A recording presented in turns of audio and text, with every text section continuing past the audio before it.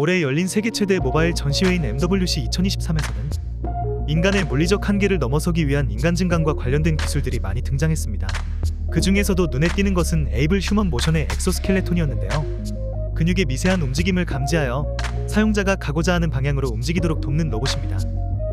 로봇이 인간의 근육과 뼈의 역할을 해주기 때문에 하반신 마비 환자도 걸을 수 있도록 해주는 것이죠. 이 엑소스켈레톤은 외골격 로봇이라고 불리며 특수한 환경에서 착용자를 보호하고 더욱 강력한 힘을 발휘할 수 있도록 몸에 걸치는 형태로 제작된 장비를 뜻합니다. 그렇기 때문에 병사의 전투력을 극대화시키기 위한 군인 장비로서 먼저 적용이 되기도 했었습니다. 이 엑소스켈레톤이랑 비슷한 걸 알고 있어요. 그것은 바로 현대 기아차에서 만든 업계 최초 산업용 웨어러블 로봇 벡스. 무게는 1.8kg에서 2.5kg에 불과하지만 최대 150kg의 체중을 지탱해주며 등 근육과 하체 근육 활동을 40% 줄일 수 있다고 해요. 실제로 사용해보면 하중 지지력과 이동성을 엄청 높여주는 것 같은 느낌이 마치 아이언맨으로 변신한 것 같다고 합니다. 설명 고마워요. 우리는 이렇게 생물학적 한계를 극복하기 위해 기술의 힘을 활용하고 있는데요. 여기서 더 나아가 인간의 감각과 인지 잠재력을 향상시키는 접근 방식을 인간 증강, 즉 트랜스휴머니즘이라고 이야기합니다. 인간은 불멸에 대한 탐구를 끊임없이 해왔어요. 지금도 의학의 한계를 넘어 최대 수명을 지속적으로 늘려가고 있는 중이죠. 그러면 트랜스휴먼이라는 말은 누가 언제부터 쓰기 시작했을까요? 인간의 한계를 뛰어넘는 존재를 꿈꾸던 독일의 철학자 프리드리히 니체. 니체는 짜라투스트라는 이렇게 말했다라는 책에서 초인에 대한 이야기를 합니다. 인간은 밧줄이다. 짐승과 초인 사이에 묶인 밧줄. 거대한 심연 위에 가로놓인 밧줄이다. 그리고 그 이후 1957년 영국의 진화생물학자인 줄리언 옥슬리의 계시 없는 종교에서 실제로 트랜스휴머니즘이라는 용어가 등장하게 되죠. 과학기술이 인류의 한계를 넘을 수 있을 것이란 믿음이 담겨있는 용어입니다. 그런데 인간 증강에 대해 사람들은 어떻게 생각하고 있을까요? 카스퍼스키에서 16개국의 15,000명을 대상으로 설문조사를 한 결과 60% 이상이 신체의 성능 향상을 위해 첨단 기술로 신체를 강화하는 것에 대해서 긍정적으로 생각한다고 대답했다고 합니다. 관련 시장 역시 가파르게 성장 중입니다.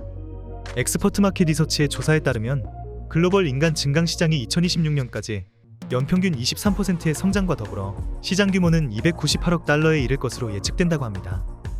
자, 그럼 인간의 넥스트 레벨, 새로운 진화 단계를 맞이하고 있는 사람들도 한번 살펴보죠. 먼저 영국의 아방가르드 예술가 닐 하비스는 공식적으로 인정을 받은 인류 최초의 사이보그입니다. 닐은 태어났을 때부터 흑백 생명을 앓게 되어 색을 구분하지 못했는데요. 그럼에도 불구하고 닐은 예술 쪽에 뛰어난 재능을 보여 16살 때부터 음악과 미술을 본격적으로 공부하기 시작했습니다. 그리고 결국 영국의 다팅턴 예술대학에 진학하여 작곡 공부를 하던 중에 인공두뇌학자인 아담 몬탄돈을 만나게 됩니다. 색에 대한 갈망이 있었던 닐은 아담 몬탄돈에게 프로젝트를 하나 제안하게 되는데요. 아담 몬탄돈은 색상을 소리로 전환할 수 있는 소프트웨어를 개발하고 이것을 구동하는 PC와 카메라를 닐의 머리에 부착합니다. 기계와 인간이 결합하는 것은 비윤리적이라는 세상의 반대에도 부딪혔지만 닐은 두개골을 뚫는 고통까지 참아내며 포기하지 않았죠. 그 결과 머리에 부착된 안테나를 통해 색을 보면 소리로 듣고 소리를 들으면 색깔을 연상할 수 있게 되었습니다. 자외선과 적외선까지 느낄 수 있다고 하니 그야말로 인간을 초월해버린 거죠. 저스틴 비버의 베이비, 바흐의 음악과 오바마의 연설까지 닐 하비스는 세상의 모든 소리들을 색깔로 표현한 예술 작품으로 우리들에게 보여줍니다. 지금도 닐은 사이보그가 비인간적이라는 부정적인 인식을 바꾸기 위해 적극적인 강연 활동과 예술 활동을 선보이고 있습니다. 두 번째 인물은 스페인의 댄서이자 안무가인 문리바스입니다. 그녀 역시 일반적인 아티스트들과는 다른 특별한 점이 있습니다.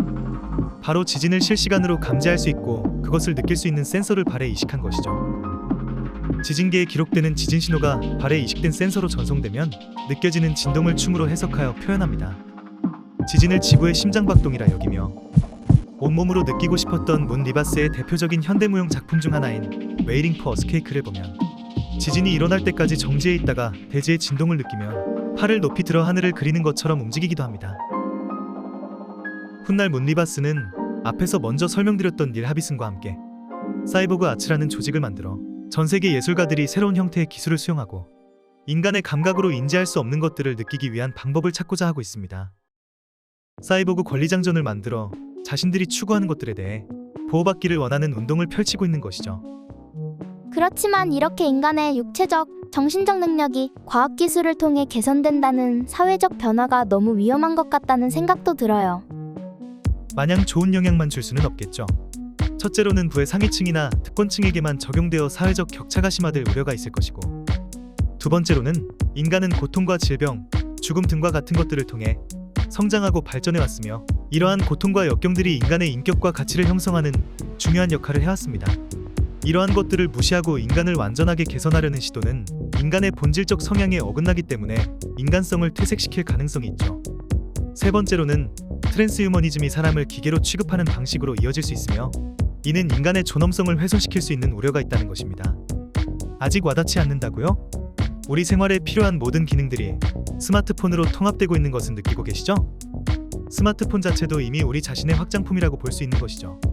이제 스마트폰을 잃어버리면 우리의 일부를 또는 전체를 잃은 것과 같은 느낌이 들 것입니다.